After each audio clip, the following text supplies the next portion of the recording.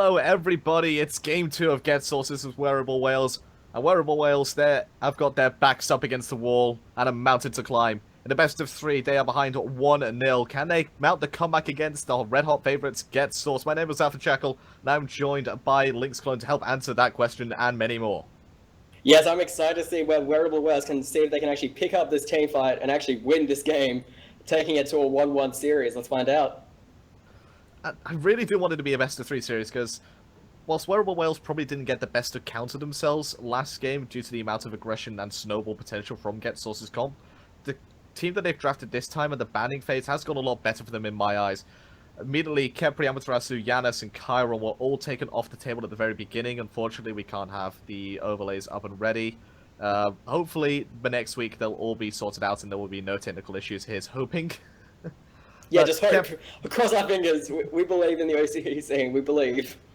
We believe that Kepri, Amaterasu, Yanis, and Chiron just standard bans, some of the top gods in their respective positions.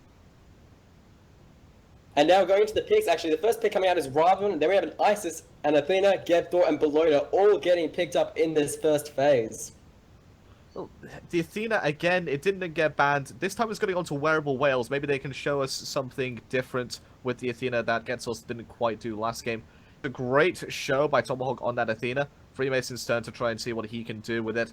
People think going to be rising that role as Isis. There is no Odin being picked up at all by Get Source, though, as they round out their picks with a Rama and a Nuwa in that mid lane. Considering Agni was banned away from them, that's a very sensible pick. Yeah, Nuwa is actually one of the better split pushers of the game. She can throw down that Metal Shard, throw some Clay Soldiers, and the Fog, and then she can just leave the lane and get farming in the jungle right away. And also the fact that they have a global warding as well as damage source coming out from the Fire Shards. The Nuwa is something to be very careful of, especially even though Isis can have good lane clear, Nuwa can very much hold a candle to Isis. However, might not have the best wave clear in the very earliest of games, considering safe clear the wave with that Mysterious Fog and that Shining Metal has great burst potential. If she can get the root off before Isis starts that Wind Gust, Isis will be in a lot of trouble. I'll have to rely on a Bastet to try and bail her out. Yeah, that Bastet pick is quite interesting. They must be going for a very high split push stat due to the fact Bastet, with the new changes to Crusher in this season, means she is an absolute menace when it comes to split pushing and other things, especially once this next patch lands where there will be a buff to Frenzy, which is just going to be disgusting. I can't wait for that patch to drop. It's going to be very annoying to play against a Loki, but very enjoyable to play them. Neath No, don't say that. You're encouraging them. That is not okay. We do not want to encourage any Lokis, any Bastets, anything. Stop. I'm sorry. I don't want to encourage Neath, but we do see one in this game for Wearable Whales. Almwen is going to go up against Rob Diggity's Rama. The early game should go the way of the Neath, but as the game goes later and later, should go more and more in favor of Rob Diggity. Oh, very much so. Neath is more ability-based than auto-attack based, and even though she does have that global with the World Weaver, trying to counter that Nuwa's global as well, she's still going to have a very rough time in the late game, dealing with the fact that Rama does such fast attacks as well as a high amount of damage. So the Guan Yu and Zhonghui bans were also banned away in the second banning phase by Wearable Whales and Get Source respectively. Why don't you take us through a bit of the Zhonghui ban and the thought process behind that one? Zhonghui is a weird ban, maybe because if it's Get Source, they just want to deal with as much healing because Isis was picked in phase 1, so maybe they're like, maybe there could be a Zhonghui in the solo lane. We just don't want them picking it up. I don't know. It's a very weird ban, and you don't really see Zhonghui anymore after what happened at regionals in season 2, where people basically figured out his strategy. And given the fact that Shell is so readily available at the very beginning of the game at level 1, it's not really surprising that Zhonghui is not that highly regarded of a pick, but Guan Yu with that ability to shred protections, it's surprising to see him taken off the table given that Ravana and Thor were already picked up by Get Source, so where would that Guan Yu have gone? Support? Possibly. Actually, no, because they have the Geb, as you said. They have the Geb, they have the Raven. Guan Yu jungle could have been a thing to deal with this Thor. I don't know how well... I don't think Guan Yu does that well versus Thor, because Thor just has greater mobility. And even though he does have the cavalry charge, he does have the warrior's will, Thor just out-damages him and out-maneuvers him much better in every sort of aspect. So we have the Bastet versus Thor matchup in the jungle. Bastet with the Cats should have a very fantastic level 5 and very fantastic late game with the split push capability. Thor just great throughout the entire game. Albert of Dawn giving a lot of map pressure. Well, just a lot of space control with that Tectonic Rift. I really like actually the Bastet pickup due to the fact that they can apply a dot to Noir so they can actually see her through the fog. Because every little bit of, almost every single ability of Bastet is a dot of some kind. And the fact that Cats will just go straight to someone who is already bleeding is a huge advantage for wearable whales. And finally, the support matchup, we're going to have to talk about that just a bit. Athena versus Geb. People see Geb as a counter of sorts to Athena, given that he can cleanse off the taunt, but if he gets caught by the taunt as well, that entire concept of that counter just goes away out of the window completely. We can't even say it's a competition. Like, Athena's been winning every single time. I don't think Geb works. Like, it's just proven the story that Geb just doesn't work. You have to be so far back, and even then, Athena usually gets 3 people in a taunt, not just 1, but 3, and Geb can only do so much. And we're going to go straight into game. GetSource versus Wearable Whales. GetSource, they're on the verge of going into the OPL. Just 1 game away from that glorious prize. Wearable Whales, you have to come back from a 1-0 deficit to take the series 2-1 for that opportunity. Against Source, represented by L Chuckles reprising the Ravana in that solo lane. Liquid Renegade playing that Thor jungle. Mouse in the mid lane. Not on Scylla. This time it's going to be on that Nuwa and Tomahawk and Rob Diggity combining for that dual lane of Geb and Rama. And our Wearable Whales, we have Leo still in the solo lane playing the bludgeoning Bastet. We have Bastet in the jungle running around. We have Picklefinger still on the ISS. We have Freemason playing the terrifying Athena with Alwyn, both of them in the duo lane. I do like what Source have done here. They've put the camps on the other side as close together, but on the solo lane there's a bit of an invade as Leo taking so much damage. El Chuckles and Liquid Renegade, they are so aggressive with their picks. And well, Ravana could just allow them to be. Well, the thing is, Thor has gone into the red pot, plus the fact that his passive actually gets more physical power the more enemies around him. He's one of the best invaders early, plus the fact that you got Raven, who is, as we've seen in the last couple of games, every time he's picked, he has such a high level of aggression. I don't know if Valona can have an easy time in lane. A 2.5 second slow on a 6-second cooldown, you know that's great potential for the invade. And already Leo had to go back to base and use that teleport as 180-second cooldown being used there. He can't go back to base for a long time, but he's going to play very safe to make sure that he gets as much farm as possible. And over in the mid lane, actually, we see that both mid camps are picked up by Wearable Whales there. Oh, but Rob Diggity going to get rooted out. Freemason not going to be able to find the taunt, unfortunately. The Geb shield was there. Just going to go back and clear some back harpies, Arm Mouse and Liquid Renegade. Not much is going to be happening. They actually can't put that much aggression, especially due to the fact that it's a Bastet. So Bastet needs to wait just a little bit longer till she can get that level 5 with the Cats, and then you'll start seeing aggression from Wearable Whales. But in the duo lane, both teams have ample amount of aggression, but I feel like Wearable Whales has a stronger duo lane. I honestly feel like if you have a Neath in your duo lane, you have instantly won. Not really anything you can do to really push up against Neath. You have to get to lane first, otherwise she's just going to dominate that lane. And it's, well, with Athena on top of that, just given how dominant she has been today already, no surprise to see that GetSource is stuck on the tower. Yes, with Geb being one of the worst lane clears early on, with Shockwave doing less damage the further away it goes, Rob Diggity is going to have a hard time surviving this early onslaught. But if he can get past it and get farmed, he should be fine. Lovely knock over there coming out from Tomahawk, but Freemason trying to find a taunt, but only puts down the shield wall.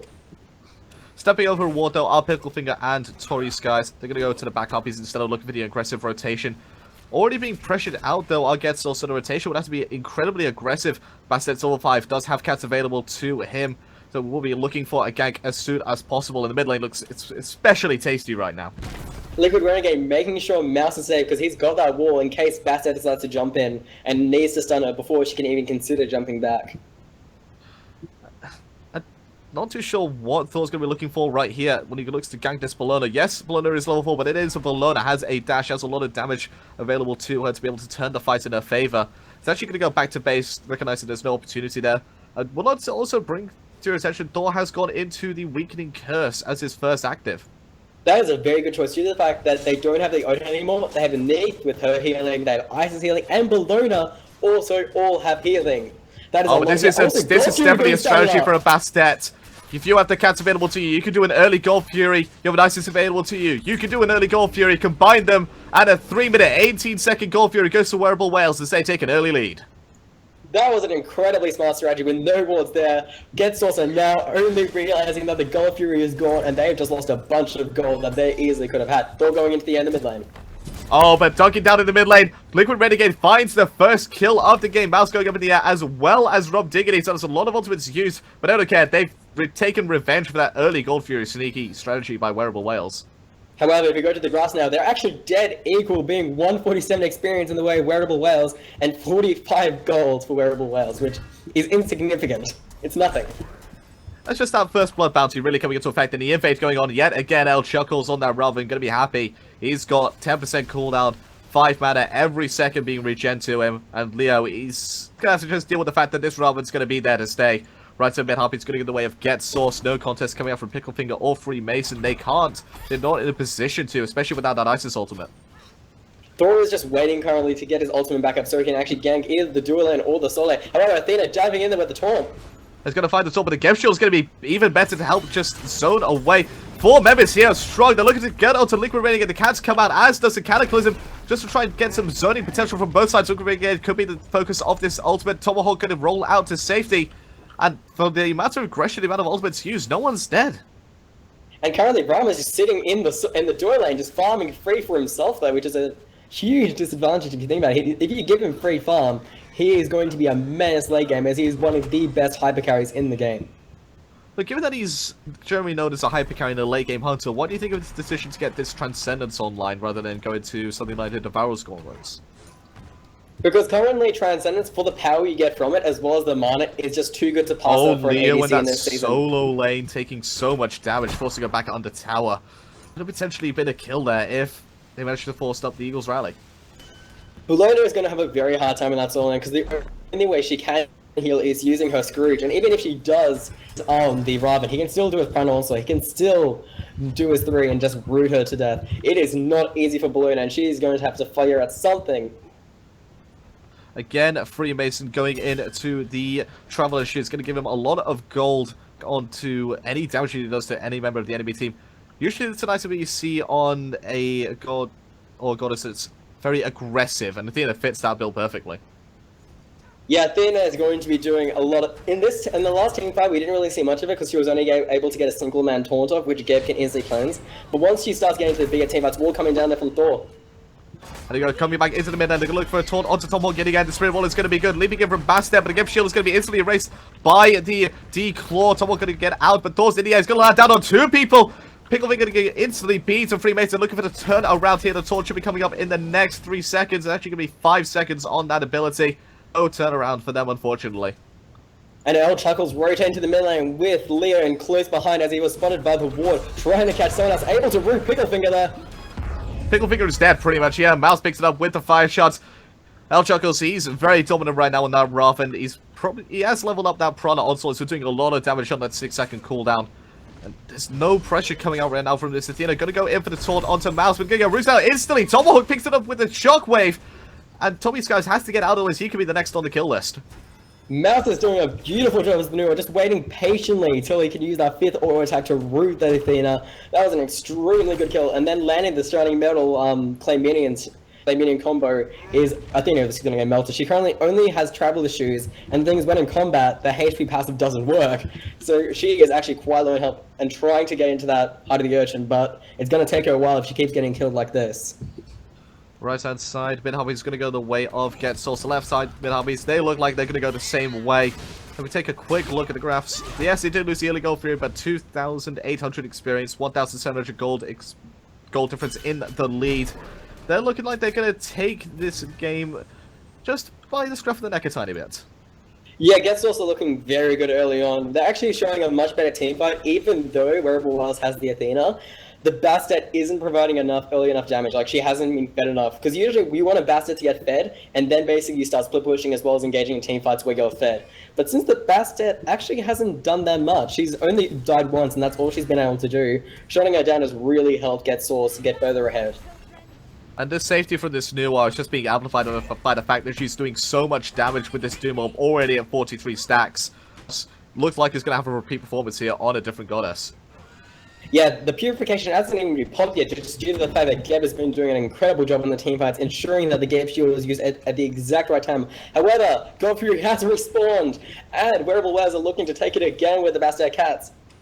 The ultimate was used there, but not going to be finding any real damage to Rob Diggy. Coming in as Bastet and Athena, good look for damage onto Rob Diggy. The Cataclysm is good, but the Cats are already out. Going into this Astral Barrage is Rob. Going to be applying some damage. Fireshot's doing a lot. The leap from Bastet was great to avoid the damage from Rob Diggity. He's going to look like he's going to be the first person to fall from Get Sourced. And that kill goes into Almwin. That's going to help him out in lane. El-Chuck goes on the rotation. 1 versus 4. Can he fight this? I think he can, really. Pickled Finger going to be taking a lot of damage here, forcing his circle protection. I don't think it's even going to be enough. Over the top with a Mystic Rush. So much damage, but down comes Thor. Liquid Renegade, triple stun. That team fight's going to go so much in favor of Get Sourced right now. Dina's ulting out and away, but Leah with the rotation. Can he find Get Shuckles? He should be able to. Over the top, Liquid Renegade does kill Almwin. And the fight is still going on there with the Berserker's Barrage coming out. Freemason is going to fall, and Liquid Renegade. Actually, Mouse is able to fall to Leo, as Leo is able to land the bludgeon. The lead coming out from Tory Skies. Tory Skies trying to pick up the kill, but Tomahawk is there to present Liquid Renegade. Pick up a triple kill, and Leo is now going to make it a quadra kill. That's a huge fight there by Thor. Just absolutely fantastic play by Liquid Renegade. Comes into the right time, gets a triple stun, turns the team fight, which looked like it was turning sour in his team's favor. Gets a quadra kill just for his plays. Amazing play from Get Sourced. And now to turn to the graphs, where the graphs is getting more dire for Wearable Whales, as the graph is now extended to 3,500 experience and 2,300 gold difference for Wearable Whales. They are in a very dire situation and need to be careful not to have a repeat of last game where they couldn't even take a tower. So after last fight, you expect Thor to be very close to the top of the damage charts. No, El-Chuckle still topping that by a cool 2,000 damage. Sitting pretty at 6,100. Rob Diggity going to get topped out here by Dina. We've got a bit of an engagement going on. And actually, Freemason tried to catch Rob Diggity there, but with no luck at all. And the tier 1 still stands in the duel lane for Wearable Whales. Maybe on about 300 HP at the very most, so Rama with a few basic attacks can just take that down at any time he wants. For all intents and purposes, that is a dead tower. It is not safe for Wearable Whales to stay in there. Making rotation into me. Rob Diggity taking a lot of damage though from the knee. The Revel and the Root combination from that Spirit Arrow doing so much, half-healthing him. And a mid fight coming out of the mid lane with Bastet trying to find someone with Geb, making sure no one gets hurt there, and they both back up, getting ready for another Gold Fury fight. With Rob Diggity getting chased by Alman. I do like what Tomahawk's doing here. He's got into the shoes of focus and is now going into that breastplate of valor. Meaning he's got 30% CDR, meaning that Geb shield is on such a low cooldown. Liquid Renegade hovering around the Gold Fury pit. He's looking for a potential ult target. I think he's going to be able to find one right now. Not with the amount of vision that they do have available to them. You'll have to look for Alloa with a stun. The double tap is indeed good. The root is not going to be good enough. Up into the air goes Liquid Renegade. And up into the air goes Mouse straight away every single time to allow Thor to see as much as possible. However, he just dunks down in the mid lane, seeing that there's 4 members there with no backup for him. He just backs out safely, which is the correct decision. Gold Fury might be actually started by Wearable Whales as they de-ward there and just waiting to bait for another team fight and see if they can actually get sourced in a team fight. 6-0-2 is Liquid Renegade comparatively to Tory Sky 0-2-3 and Bastet. And there we go, the cats have come down. The Gold Fury is being started, but they did it in a range of Tomahawk and Liquid Renegade, and then it's going to get a triple top by Athena. Not going to do much damage. The shell comes out, and Pickled Finger, he's the one that's actually in trouble for the team. Going rooted out. Liquid Renegade picks up yet another kill. He's unstoppable. All 3 snipes from Robert hit Almwin, and he's forced out of the fight as well. Liquid Renegade still chasing though, with Leo very low there. El-Chuckle tries to dive, but Alwyn dives. El-Chuckle is diving under the tier 2 with Leo trying to kill him, but he is still alive. And there we go, he actually does manage to fall. The Gap Shield was not enough to save him. Freemason looking for the taunt onto somebody, anybody at this point to try and help his team get back into this game. They're going to get a lot better of a fight than they did in the last game. Only 3,000 gold separates the 2 teams at this point in the game. So it's not as dire as it was in the last one. However, if you actually have a look at net worth, compare the Bastet, which is at 6,000, to Thor, who's at 7,800, there is a very clear difference between the junglers. And junglers are one of the very good indications to see is how your team is going. And if your jungler is that far ahead, that is a very bad sign for Wearable Whales. Rom rolling in, going to get double taunt is Freemason. They're turning on to Rob Diggity here. They know the roll is down, but the Gem Shield is just providing too much of an obstacle to get through right now. Yeah, that is good. Tomahawk has actually picked the game because Rob Diggity, since he hasn't been able to build the RC yet, has 0 lifesteal and only can rely on his passive HP regen. So he's going to go into the RC right now, but The Neath, given that she has sustained under care with that Unravel, is going to go straight into the Igfile, allowing her to better box this Rama. What do you think of this build? I don't think that, I don't know, even if she does build the Ichabod, I still feel like Rama will do a better job at boxing her. Simply because he has the steroid of pick me up. That steroid is a terrifying steroid once it's fully leveled up. And the fact he's just going to be constantly shooting astral arrows out of that bow. Well, I think right now, given the fact that Neath's abilities are doing so much damage to Rob Diggity, he's going to find it very difficult to even sustain through these fights. So, I still give the fight to Neath just for the time being. And now, actually, Wearable Wells are now rotating over to the mid camp, so Tomahawk is ensuring that they don't even consider it, with Mouse picking up these ones, stacking, just making sure he's getting more gold for that Obsidian Shard ready to go. Liquid Renegade going into the air.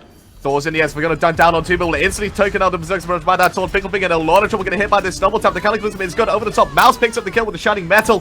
Going to try and taunt El Chuckles on the tower. Good use of overhead kick. Leo going to be the next better recipient of that charge from the Clay Soldiers. Up to the air goes Rama. Who can he find? The shell's been popped to mitigate some of the damage. 2 shots are made. Robert can't find the third in this mid tower, taking a bit of damage from these minions. But Getsource come out of that engagement well on top. And they're now starting up the Gold Fury with the fact that Rama now has finished the RC. They are just circling around that Gold Fury, waiting for Wearable Wells to see if they can try and take and get baited into this team fight. Oh, it is a huge bait. It's a Quadra Swords, actually. Tomahawk taking so much damage, but Freemason taking even more. Rob Diggy claims his life. Leo going to win, getting away with the sprint. The disarm is good. Is it good enough? El Chuckles is diving underneath the tower. Prawn also coming up just now, and there he goes. Tori's going to picks up Liquid Renegade, getting himself a huge bounty there. Shuts down the unstoppable Thor. Yes, great job there by Tori's guys, ensuring that, just trying to come back. And now she actually does have her cats up, but she wants to try and take on the Gold Fury, but Rob Diggity is still up. There comes the cats, but Rob Diggity uses the leap backwards, and is trying to run away with the Geb Shield, protecting him just in the nick of time. There you go, the Cats are going to be down for this next engagement. Robert Diggity is going to take that as a win. He has his Assy available to him, so can sustain up off these camps and look to just knock back to base and get back up to full health. Actually, during that team fight, the interesting thing was, a lot of people forget this, but when Athena taunts someone, you take auto attack damage. And if you taunt 4 members, including Rob Diggity, who is an ADC, you'll be taking a lot of damage. And due to the fact that Athena has very little health right now, even with the Heart of the Ocean complete, she just got absolutely melted by her own taunt, which is quite a funny thing to see. At the same time, you expect the CC follow from Picklefinger with the stun or the Eagles Rally from Bologna to really just mitigate that amount of damage from those basic attacks coming through. That left side tier 1 does fall. First tower of the game goes in favor of Rob Diggity and Getsource. So that's a small win for their bugs as they increase their slight slender lead to just under 3,000 gold. Yes, this is going very well for Getsource. This actually might be a repeat, which Wearable Wells are trying to prevent as best they can. They won that spot so badly. Even though they'll have next week, they want to try their hardest and get in this week and not have to worry about trying to re-qualify next week. Well, don't forget, given that this is a double elimination bracket and they have not lost a matchup yet, they have one more shot versus the winner of the previous livestream game, which was Take-Two. So there's still an opportunity for them to get into the OPL, but Getsource, they look very strong right now and look set to take the first spot. And over in the solo, El Chuckles and Leo fighting it out barely. They're just trying to trade a couple of blows and then backing away from each other, clearing the wave. Gold Fury being started up right now by Liquid Renegade and Rob Diggity. They're taking us down super quickly. Just the 2 of them, and I'm pretty sure Bastet knows what's up. The entire team of Wearable Whales now knows. But can they prevent this right now? Athena coming in with a triple Cataclysm is going to be enough to deter this. Getsource destroy the Gold Fury, and now the engagement breaks out. Rob Diggity forced to go out up into his Astral Barrage. And the damage on to the knees. 1, 2. The third shot is going to miss down as well. The root is going to be good from El Chuckles, doing a lot of damage to this ADC and forcing him out of the fight. Bastet in the back line going to just be zoned out completely by the amount of damage there. Liquid Renegade is in a lot of trouble. It's actually going to fall down, the second spill of the game for him. They're going to be the next person to fall to Mouse. So protection being dropped there by Isis, but will be enough to protect Picklefinger. 3 Mason, both of them stuck in the so protection, trying to heal. They're throwing their best around Picklefinger, using the wing guts to head advantage, but Rob Diggity coming in from behind. Oh, Rama is there. El Chuck's pissed on Picklefinger. The next person to fall should be Freemason, but the Cats are coming down there, chewing through the stone man. That is Tomahawk. In fact, Tom Skies is going to get turned on here. El Chuckle's going to have the slow available too in just a second. Root is available too as well. He's just waiting for the leap over the wall, and there we go. He actually doesn't have enough mana, does El Chuckles, to continue the chase. Instead, and now the mid lane T2 does will fall. actually fall in the mid lane for Getsource as they started up. And this is a huge lead advantage where it's going to be now 3 towers down for Wearable Whales compared to Get Sourced, with 0 towers not falling. This entire series, not a tower has fallen for Get Sourced. So will Wearable Whales actually be able to take a tower? I think they should be able to. They have the potential, especially with the Bastet going into that late game. It's going to be building into that Transcendence, and I imagine it's going to be another pen item coming out afterwards. There was a change going into Brawler's Beatstick, which is why you do see it coming up on Thor. Why don't you talk us through this item and the changes it's received? Well, the change to Brawler's Beatstick is basically, instead of now proccing on auto attack hits, it now procs on ability hits for anti-healing. And to deal with the healing that we've already mentioned at the very beginning of the game, coming from both Ballona, Isis, and Neith, that is a very smart pickup from the Thor, as well as doing that extra little bit of pen damage. It's the exact same build from Mouse. It was playing still the last game, but El Chuckles taking the fight to 2 members. Toy Sky's gonna leap back into the dangerous position, straight on top of El Chuckles, who knows he's there. The castle actually keeping El Chuckles locked in the pseudo prison there. Toy Sky's gonna take a lot of damage. Tolwog picks it up thanks to the shockwave and the help with minions. 5 shots comes down, a lot of damage, but look, we're gonna get stunned up by that Neith ultimate. And Warwinger also being shot over there by Neith, but doing very little damage to Liquid Renegade, as he did have the F-Shield. El Chuckles driving the tower very quick. 2-man Cataclysm coming from Tomahawk. And the Freemasons in a lot of trouble. You're going to get taunted onto 3 members. The curse is going to be good. It's in range, and this should be 1 dead spot.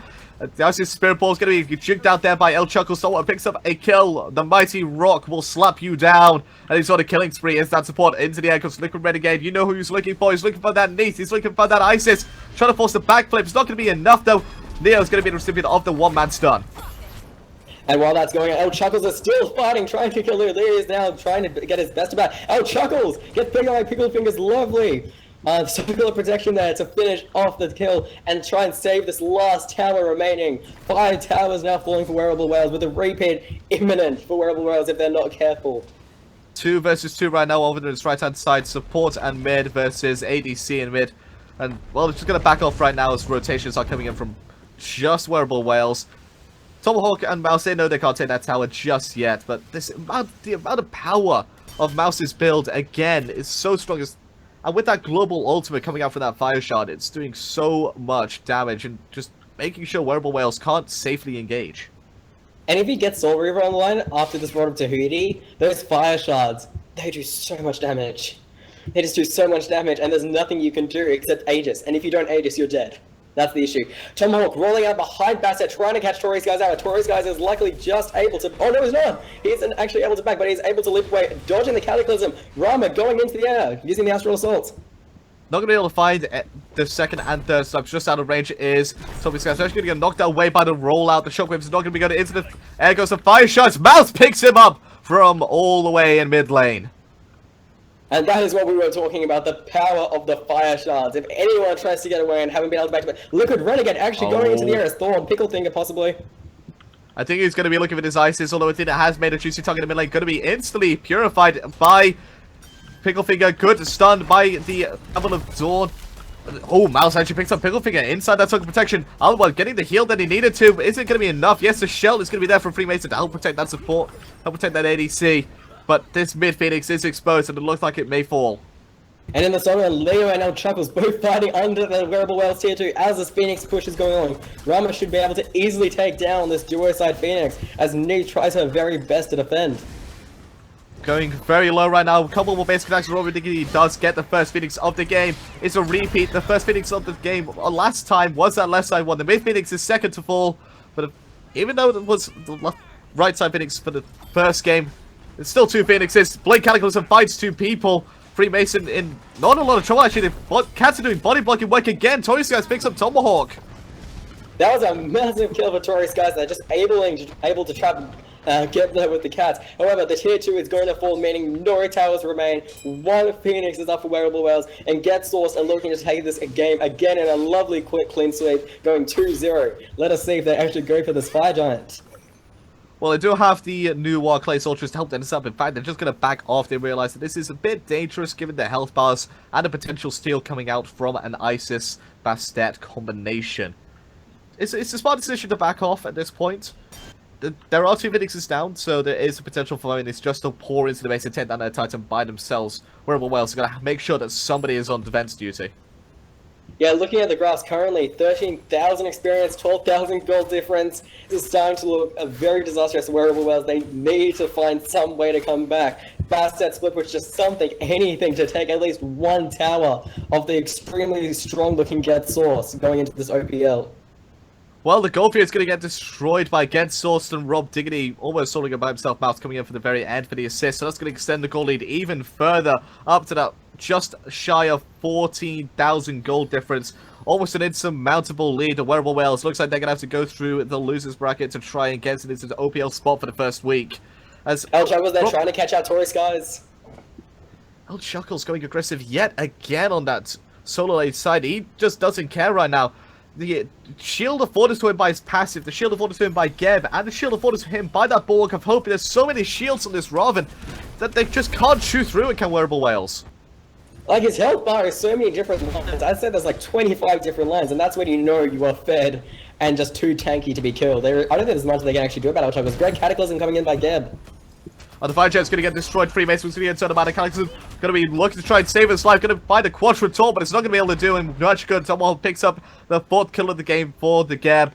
And now Leo is going to be the next person on the hit list. SMITE OCE going to be doing some damage. Keep them loaded in this fight. The wall is going to be not good enough. Actually going to be stopping on the other side. Over the top with the Eagles rally. Jumping in and jumping out immediately. He's past dead. The cats are coming down, but it's not enough to save him. Down he goes. Liquid Renegade and the spin to win. Last Phoenix up. And it's going to go down very quickly. And this is going to be the final push for Get Source. This is GG. Well played, Wearable Health, but sadly, this is not your day today. You will get your luck next week. So Protection trying their best. Liquid Renegade dunking on top. And the Titan is at 2,000 health and falling fast. Just he's falling a bit faster. And there we go. Get Sourced will advance to the grand finals of this tournament and secure themselves a spot in this split OPL. Congratulations to Get Source. Congratulations to Lydia, the team manager. Best of luck to actually coach. Sorry. Best of luck to you guys. Good luck in the OPL. Believe in you guys. Lydia for the longest time has been coaching many teams out there. Has been coaching an EU team, a Latin American team, and has recently come on to coach this Oceanic team. For all the hard work that she's done, she's finally managed to get a team into the OPL, into a pro league of any kind, and well, just huge congratulations to her. She deserves it, as do the members of this team. Get Sourced. They did an amazing job that game. Again, we'll give MVP to just the entire team, or Mouse, I don't know, just one of them. Everyone gets MVP. They were able to, even with a Bastet, a tower did not fall even once. That is a huge victory. And, well, you just said it before. We can't really decide a best player of the game because they were just, as a team, collectively, that's what makes this Get Sourced squad so dangerous. Just the fact that they have so much synergy. It's just going to be very difficult to beat them, and El Chuckles from that solo lane, he's showing great potential right now. I feel like they could actually take it to a Vanguard and Diables. With enough practice, I feel like we're going to have a very interesting OPL coming up soon. And that will be, now they're actually going to proceed on to the finals. They now have a guaranteed place. The next match they will be playing will actually just guarantee what positioning they will be in, but they are now safe into this OPL final. Yeah, and, well, Defiance, unfortunately, they are out, so it's going to be Take 2 versus Wearable Whales coming at you live next. It is a best of 3, as that will decide the second and final spot in the OPL coming out from this week. Stick around for that one. That's enough, Jekyll, and I've been joined by Lynx Clone. See you after the break. It has been an honor to play.